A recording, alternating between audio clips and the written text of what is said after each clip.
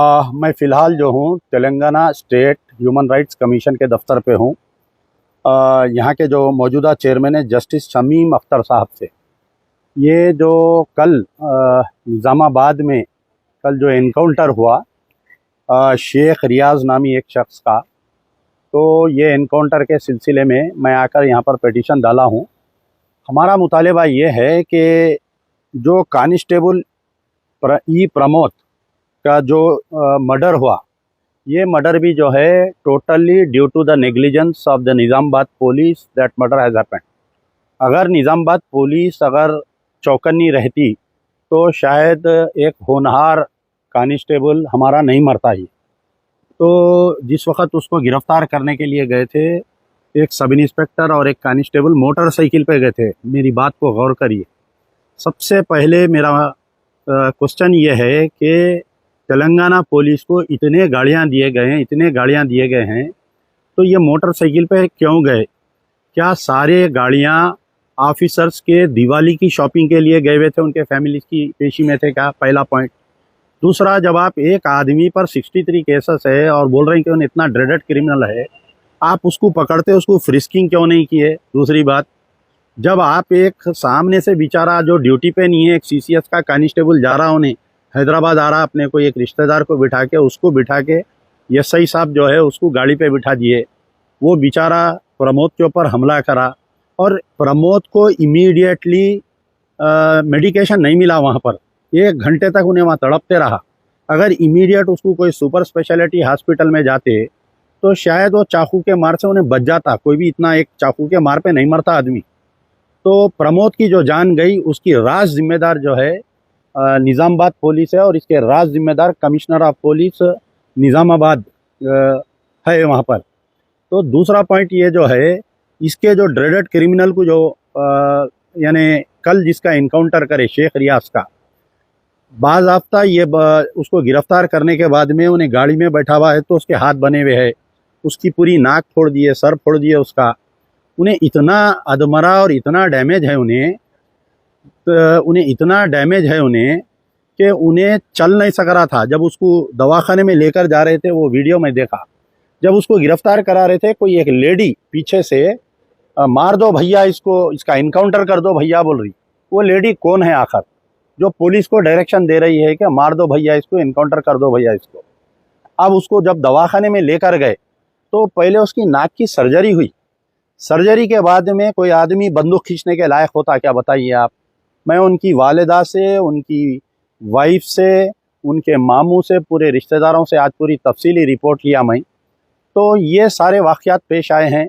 तो इसके लिए जो है सरासर निज़ामाबाद के police commissioner Sai Chaitanya is held responsible for the death and for a encounter, फर्जी एनकाउंटर के लिए। तो मैं हमारे डीजीपी शिवधर रेड्डी साहब से मुतालिबा कर रहा हूँ कि आप खुद जो है, जो डीजीपी के पोस्ट पे आप पहुँचे हैं, लड़ कर आए हैं आप वहाँ पर, यानी you are a brave fighter. तो आप जो है इस पुलिस कमिश्नर जो एक नाअहल करार दे दिए गए हैं, इनके ऊपर इंक्वायरी करिए। इनके ऊपर इंक्वायरी करते हुए इनको फील्ड फौरी उनको लीव पे भिजाइए, एक दयानतदार ऑफिसर को लाइए। और एक बात मैं आपको ये बतलाना चाह रहा हूँ कि वहाँ पर जो निज़ामाबाद का बॉर्डर लगता है, बॉर्डरिंग एरियाज, वहाँ से गांजे की स्मगलिंग दुनिया की हो रही है, जिससे हमारी कौम तबाह हो रही है। हिंदू बच्चे, मुस्लिम बच्चे जो तबाह हो रही गांजे में। निज़ामाबाद से लेके हैदराबाद तक जो गांजा आ रहा है, ये सिर्फ वो निज़ामाबाद से एंट्री बॉर्डर में। तो क्या निज़ामाबाद की पुलिस खामोश क्यों बैठी हुई है गांजे से? अगर शेख रियाज क्रिमिनल बना है तो उसके पीछे गांजा है, उसकी रास। तो अगर गांजा नहीं आता, शेख रियाज गंजटी नहीं बनता, तो शेख रियाज क्रिमिनल नहीं बनता और प्रमोद का कत्ल नहीं करता। तो ये सारी जो है गांजा इसका मेन कारण है। तो this officer, Nizamabad police commissioner Sai Chaitanya IPS has totally failed to prevent ganja smuggling, to prevent a constable from being killed. और ये अपनी कारकर्दगी को छुपाने के लिए ये एक फर्जी एनकाउंटर कर दिए कल।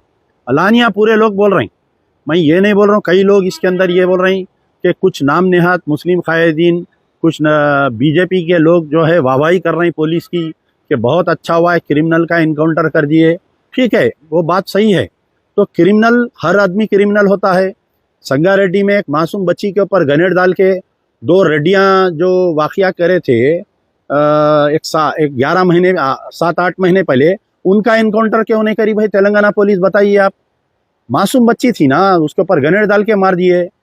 आपके यहाँ से टांडूर के कहीं आगे एक बीआरएस लीडर के घर में जो है 2 बच्चियों, एक बच्ची की लाश निकली थी, उसका इनकाउंटर नहीं करे।